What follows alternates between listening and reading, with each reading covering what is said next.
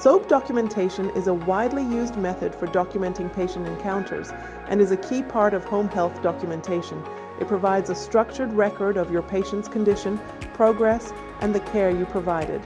In this video, I'm going to walk you through exactly how to write effective SOAP notes, breaking down each section to cover common pitfalls, give tips to make your documentation clear, concise, and effective.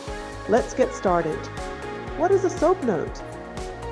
SOAP notes follow a standardized format used across healthcare settings, including home health. SOAP stands for S stands for subjective, what the patient or caregiver reports.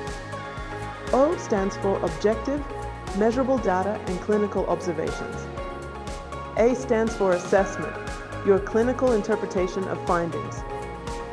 P stands for plan, what happens next. Each section builds on the previous one, creating a logical flow of information that tells the story of the patient's condition and progress.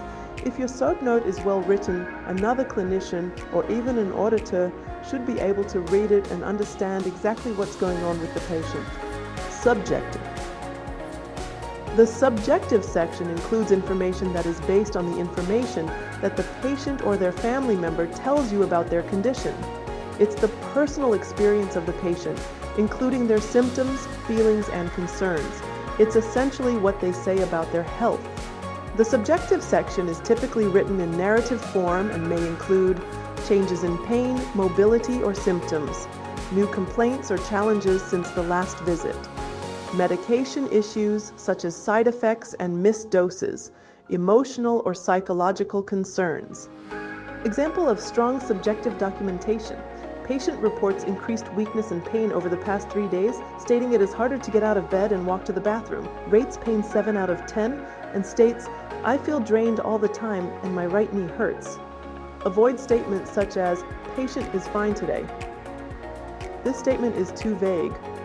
Patient says they feel weak. What kind of weakness? How long? How is it affecting them? Use direct quotes when possible to capture patient concerns accurately. Be specific, describe what they feel, where and how it affects their function. If the patient is nonverbal, document caregiver input or patient behaviors. Objective. The objective section focuses on measurable, observable data that you gather during your visit. This includes things like vital signs, physical exam findings, and any other test results.